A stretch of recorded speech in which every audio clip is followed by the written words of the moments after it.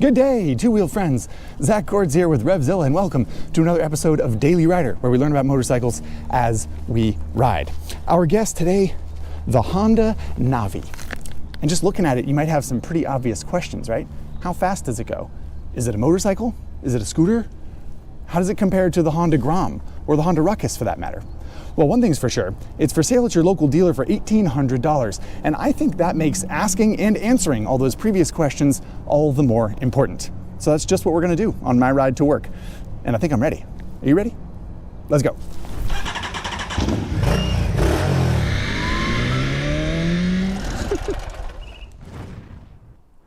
Okie dokie, everybody. Here we go. Honda Navi. Daily Rider. So one quick caveat I want to get out of the way in the beginning is that I'm hoping there are some newer riders, perhaps, who are less familiar with motorcycles, less familiar with Daily Rider, that are tuning in because of the Navi's entry-level nature. So I think some of the points I'm going to make today might seem a little basic for you usual Daily Rider viewers, but I hope that it helps encourage people who are less familiar with our little community here. And if you happen to be a new rider, hopefully some of this makes sense, and if not, fire away in the comments. Hopefully I or one of the lovely members of the Daily Rider community will help you out. So jumping right in to the Navi, actually I think what would make more sense, come to think of it, is if we just turn it around and we face the other side toward the sun, because that's the side that's got all the interesting stuff on it. As you can see, there's a kickstand and a center stand. We're going to put it up on the center stand because it's easier to start that way. So you have a 109.2 cc single-cylinder engine in there. There's a carburetor as well, which is kind of rare in this day and age, but obviously this sucker's built to a price, so that's what you get. It does have an electric start, but there's a Kickstarter as well, in case you're feeling frisky or something. There's a little storage compartment here, because it's kind of a scooter, basically, right? So you can put a bunch of stuff in there. I'm told you can fit 24 cans of beer. That seems ambitious, if I'm honest, but anyway, it is, how many liters is it, Zach? I don't know. I just put it on the screen. There you go. So it's, there's room to put some stuff in there. It's not super spacious, but it's useful. Aside from that, there aren't a whole lot of really spicy features because, as I said, it's a bit of a bargain bike. One thing I do think is interesting, you'll notice that there are two cables going to the front brake, which is one too many normally for a drum front brake like this, but the reason in this case is that it is linked to the rear brake. So when you press on the rear brake lever, which is on the other side of the bike, it at some point engages the front brake as well, which means you can't stomp on the back brake and skid to a stop like a sweet BMX rider or whatever.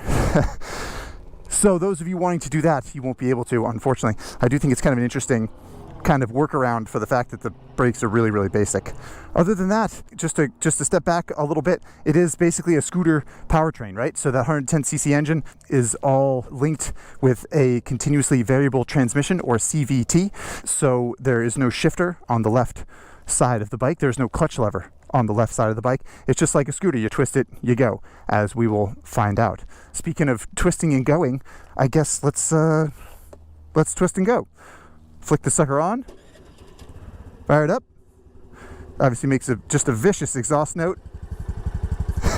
You can basically barely hear it. And there you have it. The Honda Navi in grasshopper green, ready to rumble. So I'm just going to put both my foot on the foot pegs, twist this sucker, and we're going to ride to work. Giddy up!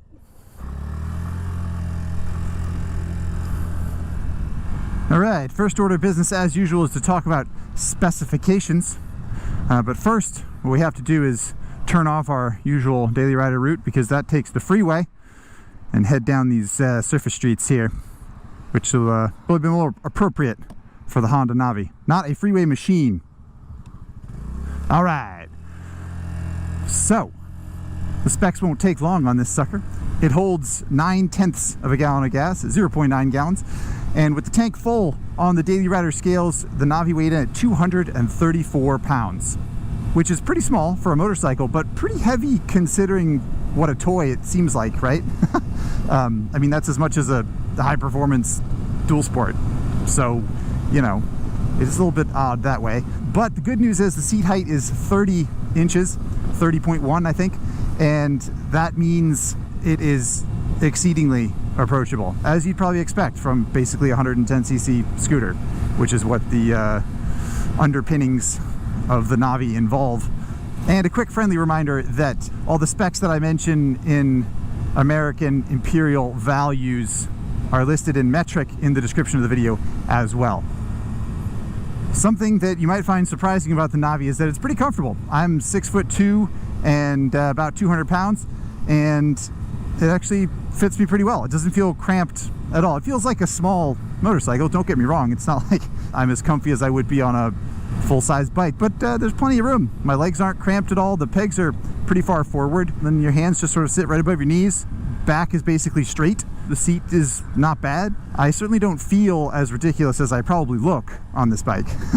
Because if you're over 6 feet tall, you know, you probably look a little bit silly on a tiny little bike like this. When you come up to a stop light in California, you're allowed to split to the front of the line here. And I'm gonna goose it wide open throttle. And I'm gonna get away from that semi truck because they also accelerate pretty slowly, often. And I also accelerated ahead of that Nissan Rogue or whatever it was there. And that's indicative of the experience I've had on the Honda Navi.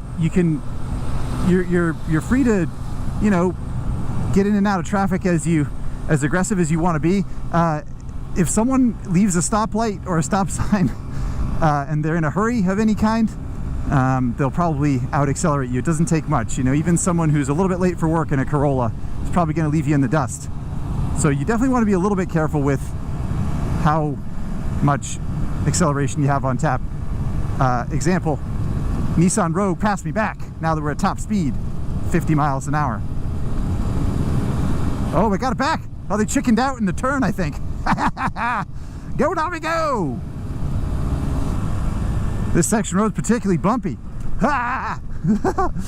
Which is a good time to talk about the Honda Navi suspension, which is not particularly advanced, as you can probably guess based on the size and price of this machine. But you know, it does pretty well, I think. A little underdamped in my opinion, a little springy in the back. The thing that hurts it the most with this terrain is just the size of the wheels. It has a 12-inch front wheel and a 10-inch rear wheel, which is pretty small.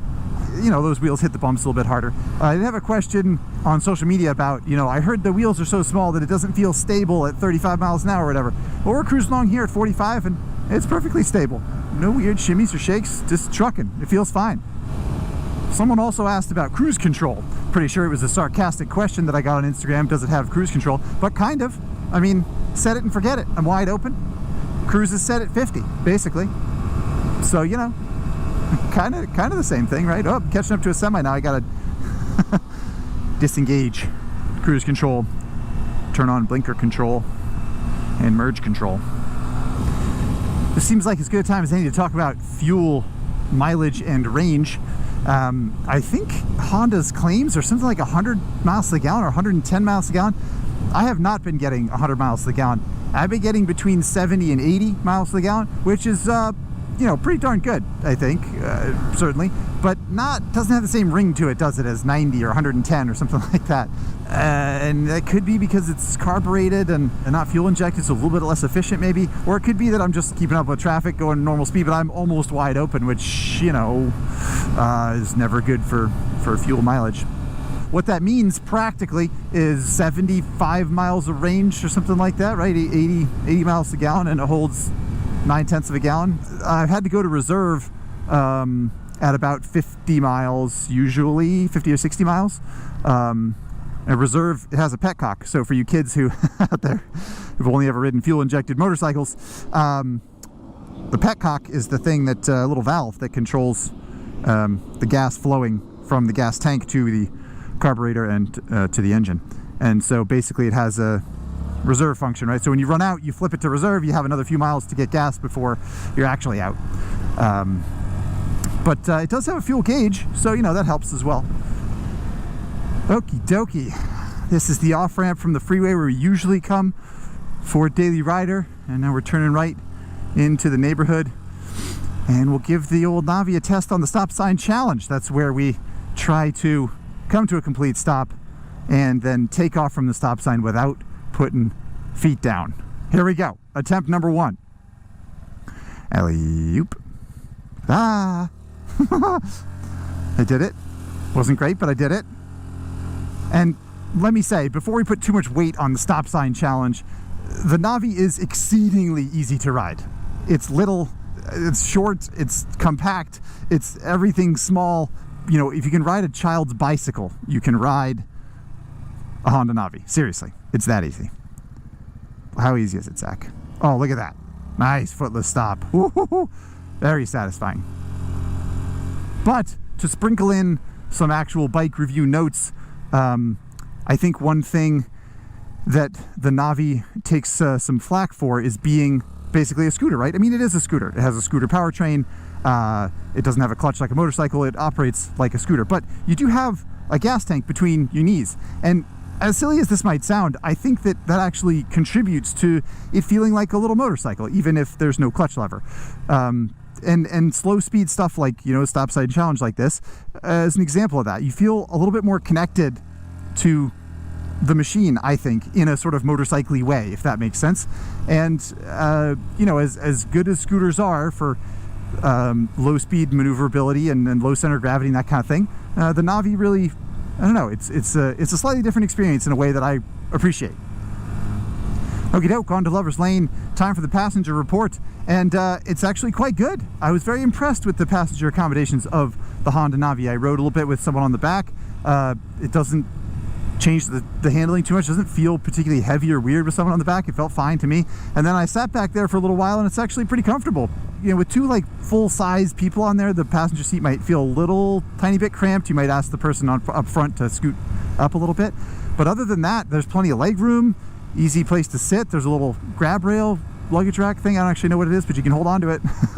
And yeah, it didn't even really affect the performance of the bike that much, to be honest. I didn't climb any big hills or anything, but it still went 45, 50 miles an hour, even with someone on the back. So yeah, I think full marks for passenger accommodations, realistically, considering the expectations and situation that the Navi presents itself in, I think. So hopefully you find that satisfying.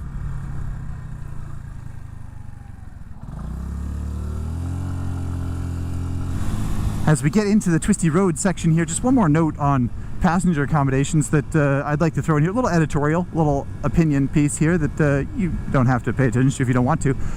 But the Navi is a great bike to introduce someone to motorcycling if you're in the dating game or whatever. I think I think you'll have better luck, let's just say, no matter who you're trying to attract, if you pick them up on a Navi rather than some sort of loud, fast motorcycle. It's non-threatening, it's fun. I don't know, just a thought. All right, we're peeling into some curves now. No traffic ahead of us. Really bailing. Look at us go. Yeah. Go, little Navi.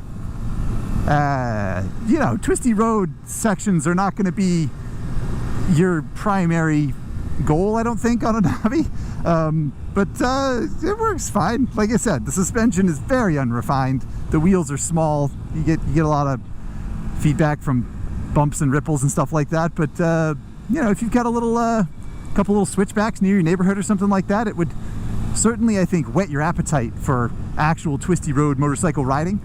I don't know, I'm having fun. I got a smile on my face right now. That means something, right?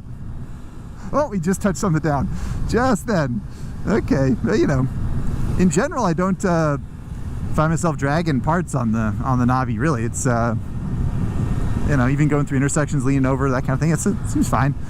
If you really start, you don't want to take it to like a kart track or anything. If you think you're going to do like any kind of performance day with this bike, I wouldn't recommend that. I think you want I don't know, a Grom or a CRF 50 with some road tires on it or something like that at the very least. Last big turn, cruising through on the Navi. Oh, I don't remember the last time I had that much fun on this road. Normally we're like stuck behind cars. We're like, I wish I was on a racetrack or whatever. Not on the Navi. All right, we're coming downhill. We're going 50 miles an hour. We're going to experiment with maximum braking here on the Navi. And go. Oh, not bad, right? I'm pretty impressed. You even hear the tire going. Doesn't have ABS, so do not attempt what I just did if you're, you know, on wet pavement or dirt or anything. You know what? Don't attempt what I just did in general. Wouldn't recommend it. But it was a good brake test, I think. More to the point and more accurately, I should say, the Navi's brakes are pretty bad for motorcycle brakes. You know, like, I mean, especially compared to a Grom that has a disc brake, you know, it's not that good. Not even close. So don't expect it to be. But the sort of linked system I talked about earlier, where, you know, if you hit the rear brake, the front brake engages a little bit. I think that's good. Sort of like quasi-safety system for riding in an environment like this. You can plan to use the back brake a fair amount, and you know, with the front brake, you just have to be stern and cautious, as you do with most drum brakes. So as we get near the end of the daily rider route, sometimes we reflect at this point and try to digest what we've learned about all these topics we've discussed along the way. And you know, I think the takeaway here is that the Honda Navi is a scooter underneath. It's not a quote-unquote real motorcycle. However, it is a cycle with a motor, engine, and it's viable transportation. It's built to a price 100%. It's got drum brakes, it's got a carburetor, it's got a petcock, it's got you know, a 10-inch rear wheel. It's got some kind of weird things that you're not necessarily gonna have to deal with if you buy, again, a quote-unquote real motorcycle. But again, it's viable transportation. This is fine. 45, 50 miles an hour, zipped right along, kept up with traffic, got 80 miles a gallon. We got some storage down there. We could have had lunch in there, or cargo of some kind. And I think that there's something to be said for that. That Honda is producing these machines and putting them for sale in Honda dealerships. It's not an $1,800 Vespa knockoff from China. It's a Honda with a warranty. And I think that that's kind of cool that Honda decided to release this into the market. It's a weird place for a bike like this, the United States, but I like it. All right, so what happens if you want to ride it down a dirty, dusty road, say? Well, good question. Should we turn off traction control? It's already off. Comes from the factory. I'm going to get out of this wheel track to make this dirty, dusty road a little more realistic. If you did have any cans of beer in the storage compartment there, it'd probably be pretty foamy by the time you got where you were going. But look at us go, trucking down the dirt road. No big deal, right?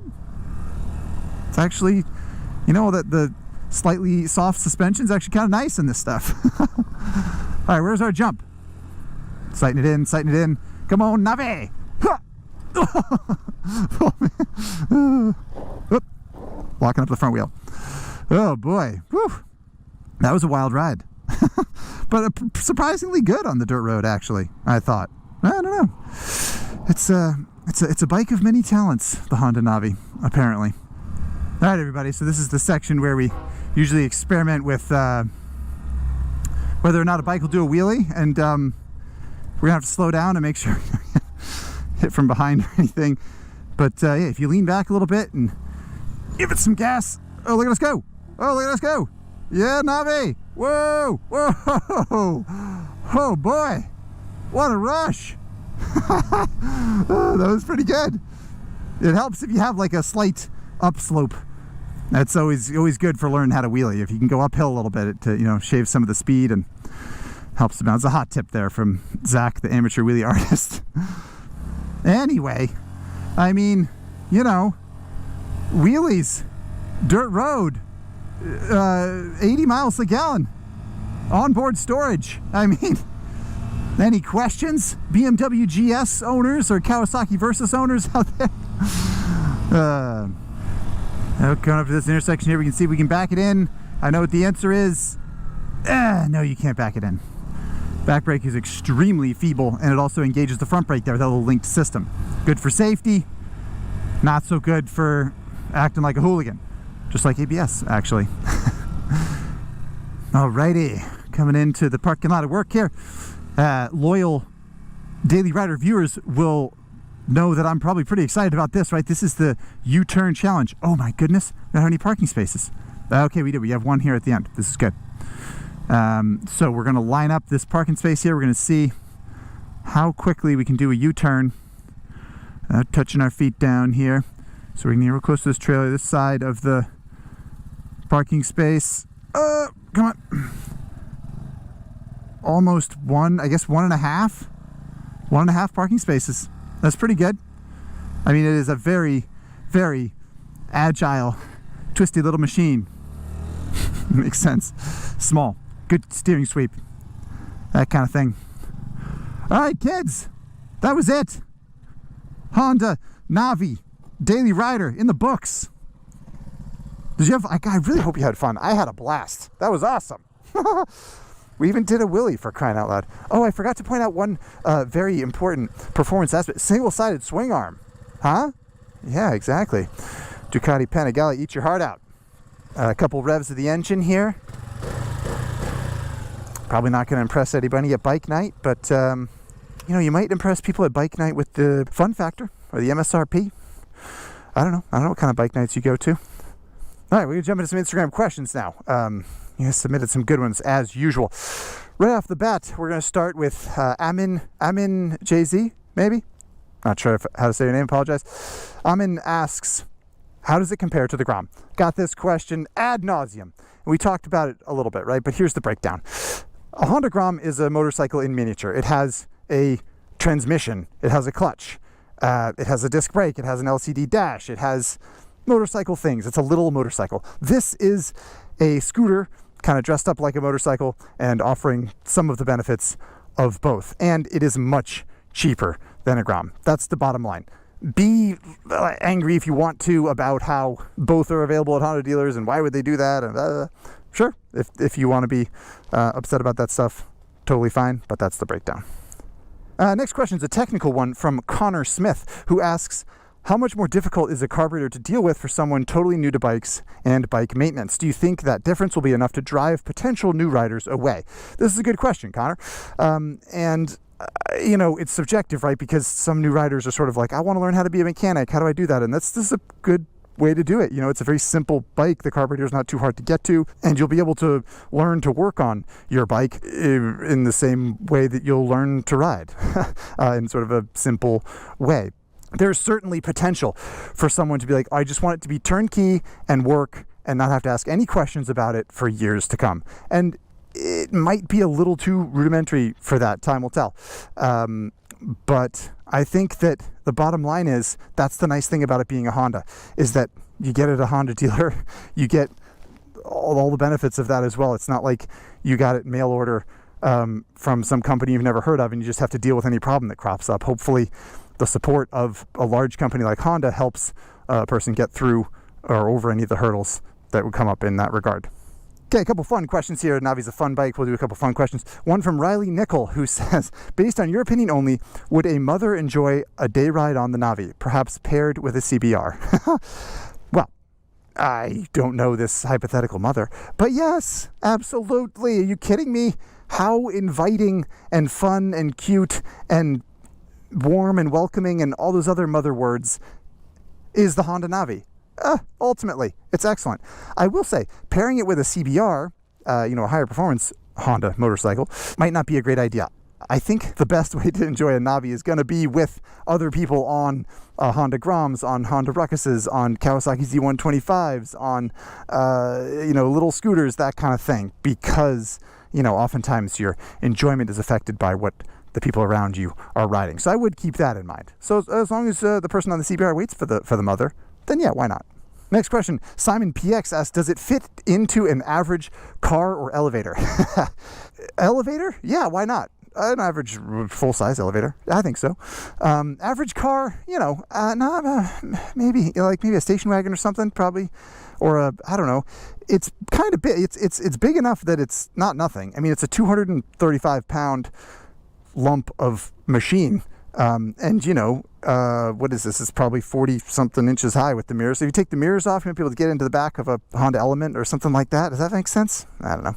It's not as toy-like as it might look as far as weight and size, but push into an elevator, get it up to your building? Yeah, why not? Tell them I said it was okay. Next question is from BTG Dale. I really like this question. BTG Dale asks, why, as a grown man with decades of experience on most forms of motorcycle, do I still enjoy reading about, riding, buying, and modding really objectively shite little motorcycles? Because you're an enthusiast, Dale. You should own it. It means that you love all things two wheels, and it means that you are a pillar of the motorcycling community. That's what I think it means, Dale. So you hold your head high. You hear me? All right, last question is from Grominson, and I like this question because it's so weird. Given your love of the term spicy, describe this bike as a Mexican food or dish. Gosh, I don't know. Let me think about it while this truck goes by. This roadster truck. Raider Nation. Okay. The Honda Navi is the cheese quesadilla of motorcycling. It's something that everybody can understand and everyone can enjoy.